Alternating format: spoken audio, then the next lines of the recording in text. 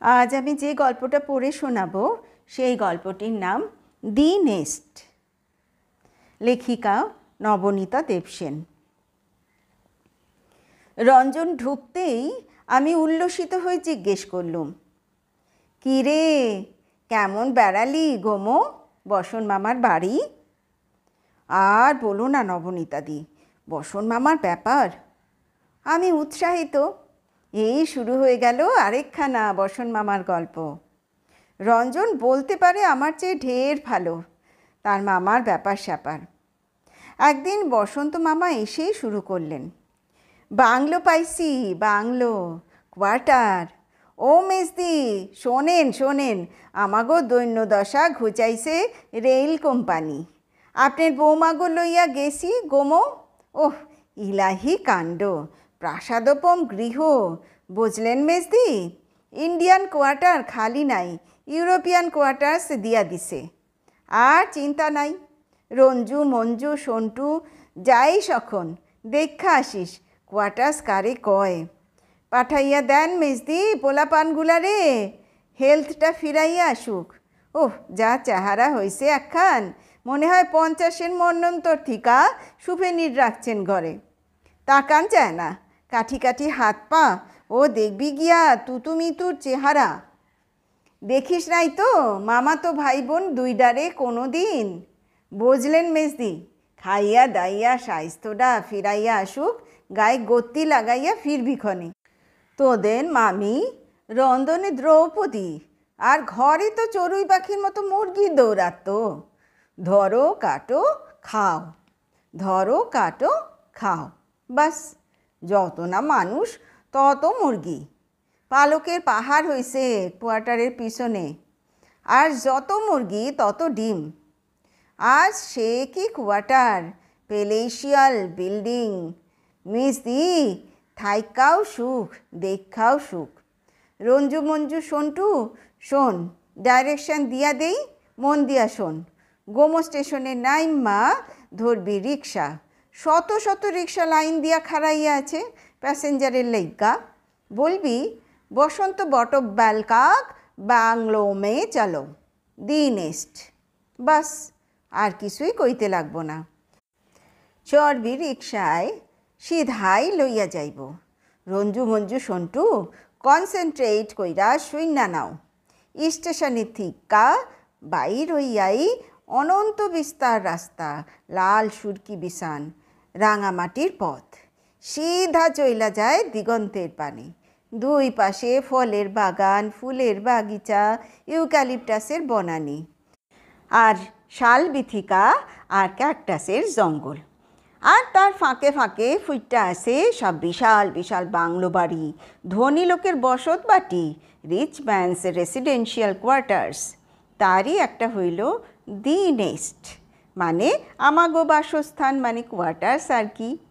সামনেই লোহার আলপনা দেওয়া গেট, শ্বেত পাথরের ফলকে নাম লেখা আছে। মঞ্জু বলল, বসন্ত বটব্যাল? বসন মামা চোখ পাকালেন, না, লেখা আছে দি নেস্ট। গেটটা ঠেলা দিলেই খুইলা যায়, আর গেট বরাবর গার্ডেন পাথ। গার্ডেন পাথ বুঝো? গার্ডেন পাথে রিক্সা সুদ্ধা ঢুকবা না কিন্তু, অল ভেহিকেলস প্রহিবিটেড, সাইকেল বাদ। গার্ডেন পাথে সাবধানে পা ফেলবা, নুড়ি পাথর গুলান আনটাইডি হইয়া না যায়। European quarters, very very careful. ঢুইকাই দেখবা ফাউন্টেন, মার্বেল পাথরের ফাউন্টেইনে টকবক কইরা জল বাইয়া পড়তাছে পরীর মাথার কলস থিকা। জল যেইখানটায় পড়ে হেইডা আবার গোল চৌবাচ্চার মতো, তাইতে হরেক রঙের বিলাইতি গোল্ড ফিশ খেইলা বেড়াইতাছে। গোল্ড ফিশ খেলে আর রোদে জলে চোখে ঝিলিক মারে, যেন ইন্দ্রধনু, রেইনবো। হেই ফাউন্টেইনটার সাইডে দুইটা ফুটটা শিশু খেলা করতাছে, হুড়ি পরির লেগাস চেহারা, তুমি তো আর কি। একটা তুলার কুকুর লইয়া, তুলার না কিন্তু, রিয়াল বিলাইতি পেট ডগ, 400 রুপিস। ভয় নাই, কামড় দিব না, ডেন্টিস্ট দিয়া দাঁতগুলি ভোতা কইরা দিছি। ম্যাসদি, চিন্তা নাই, ট্রেনে বসাইয়া দিবেন, সিধা গোমো স্টেশনে নাইম্মা রিক্সায় বৈশা কেবল কর্ণের অপেক্ষা, দি নেক্সট, বাস। রঞ্জু মঞ্জু সন্টু, তোরা যাইস নিশ্চয়, ছুটি হইলেই। বসন্ত মামাকে বিশ্বাস করে এমনিতে এতবার ঠকেছে রঞ্জনেরা। সেই যে মুলতানি কামধেনু কেলেঙ্কারি, স্পটেড ডিয়ার নিয়ে আরেক কেলেঙ্কারি, দক্ষিণাবর্ত শঙ্খ নিয়ে কি ঝামেলা পাড়ায়, তারপর কোর্টের জন্যে প্রায় পুলিশেই তো ধরছিল। রঞ্জনদের তাই সাহস হচ্ছিল না, কিন্তু কেমন যেন সত্যি সত্যি মনে হচ্ছিল বাড়ির ব্যাপারটা এবারে।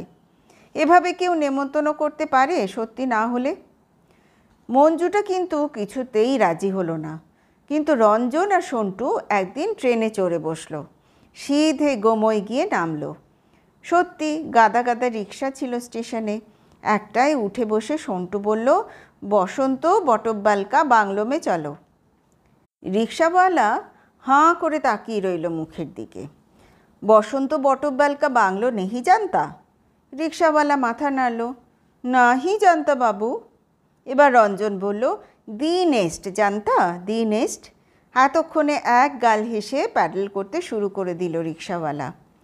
নতুন বদলি হয়েছেন তো, তাই বসন মামার নামটা এখনও চেনে না এরা, ভেবে নিল রঞ্জু সন্টু। সত্যি অনন্ত বিস্তার রাস্তা, রাঙামাটির পথ, দুপাশে শালবন, ইউক্যালিপটাস বাগান, বড়লোকদের বাগান বাড়ি, ফুলের বাগান, ফলের বাগান, ফণিমনসার ঝোপ, ঠিকঠাক মিলে যেতে লাগলো বসন্ত মামার বর্ণনা। এক সময় এসে পড়ল দি নেক্সট। না, বসন্ত মামা এবারে গুল মারেনি।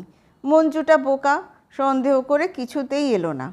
সত্যিই লোহার আলপনা দেওয়া গেটটা ঠেলতেই খুলে গেল, ঢুকেই চোখ জুড়িয়ে যায়। সত্যি সত্যি শ্বেত পাথরের প্রাসাদের মতো বাড়ি, চারদিকে জাফরি কাটা দালান, চমৎকার কেয়ারি করা ফুলবাগানের মধ্যিখানে খেলনার মতো বসানো, যেন একটা ছোটোখাটো ভিক্টোরিয়া মেমোরিয়াল। এই তো এই বাড়ির কথাই তো বলেছেন বসন মামা। সুরকির পথে দুপা এগুতেই গোলাপ ফুলের গন্ধে প্রাণ ভরে গেল। আহ, গার্ডেন পাথি বটে। সামনেই ফোয়ারা, ওই তো শ্বেত পাথরের পরি মাথায় কলসি ধরে আছে, আর কলসি দিয়ে জল ঠিকরে পড়ছে নিচের গোল চৌবাচ্চায়। রঞ্জু সন্টু এগিয়ে গেল গোল্ডফিশ দেখতে। কই, রোদে জলে রামধনু রং ঠিকরে পড়ছে কোনখানে?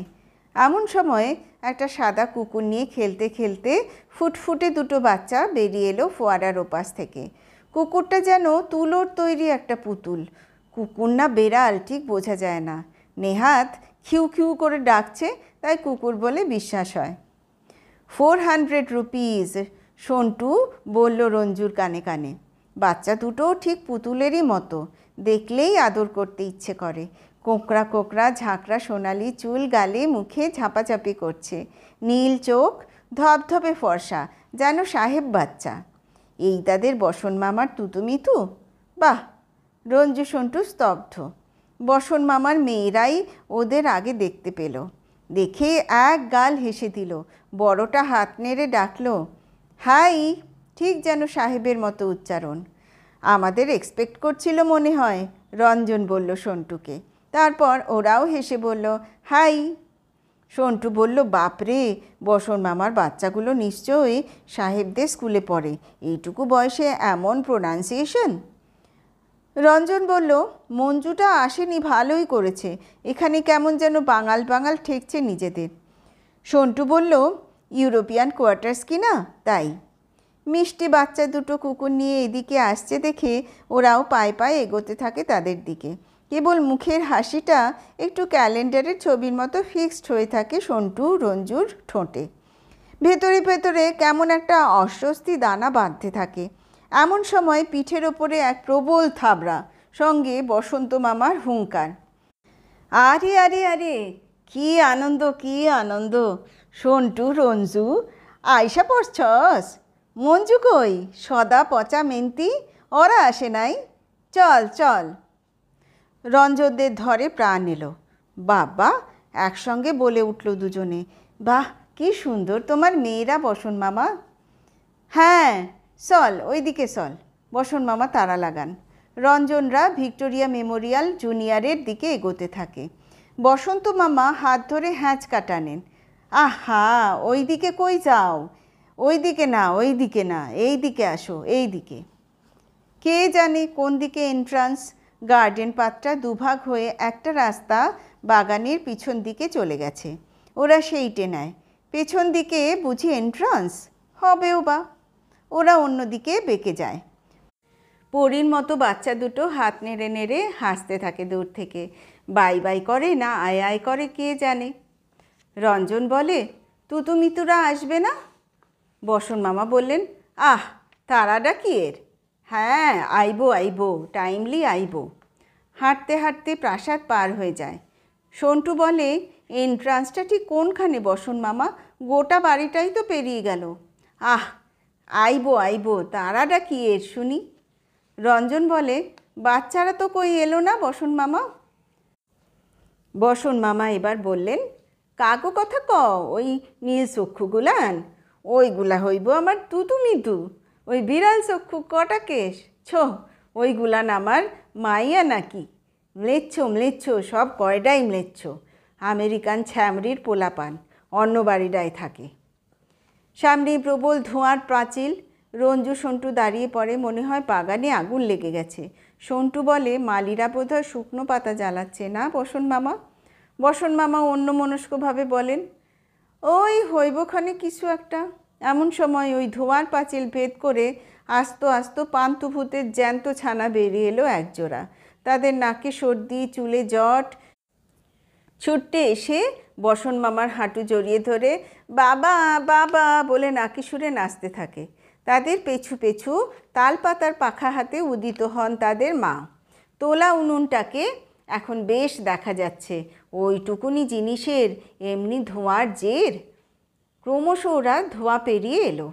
পিছনে কোয়ার্টার্স উদ্ভাসিত, লাল ইটের তৈরি মিলিটারি ব্যারাকের মতো পাশাপাশি 6-7খানা ঘর, দালান।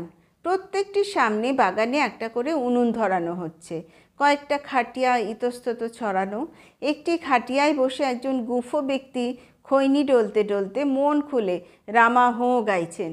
ওপাশে একটি টিনের ছাউনি দেওয়া জালের খাঁচা ভর্তি মুরগি ঠাসা। মুরগির ক্যাচর ম্যাচর ভোজপুরি রামা হোঁ আর তুতুমিতুর বাবা বাবা ছাপিয়ে ঝলসে উঠল বসন্ত মামির গলা। তুতুমিতু, এক্কেবারে চুপ, নইলে গলা কেটে ফেলবো। ওদিকে কান্না দিয়ে বসন্ত মামা রঞ্জনের কনুইটা ঠেলে বললেন, মুরগি দেখছস? মুরগি কইছিলাম না, যত মানুষ তত মুরগি। ওই দেখ, ঠিক কি না? তারপর মামিকে বললেন, শুনছো, চাইয়া দেখো, কাগজ দইরা আনছি, আমাকে রঞ্জু সন্টু গো। তুমি অবশ্যই আগে আগে দেখো নাই দিদিমণির। বসন্ত মামি শুধু একজনের দিকে তাকিয়ে বললেন, নাই বা দেখলাম আগে, খুব বুঝেছি, তোমার সেই মরা দিদির জ্যান্ত দেওরপোর দল তো। তা এদের কদিন থাকা হবে? তারপর দিন সবুজ ফ্ল্যাগ নাড়তে নাড়তে যে ট্রেনটাকে বসন মামা খবরদারি করে হাওড়া নিয়ে এলেন, সেই ট্রেনের গার্ডের কামরাতে রঞ্জু সন্টুকেও বসে থাকতে দেখা গেল ম্লান মুখে। সেই থেকে রঞ্জন আর বসন মামার গল্প বলে না।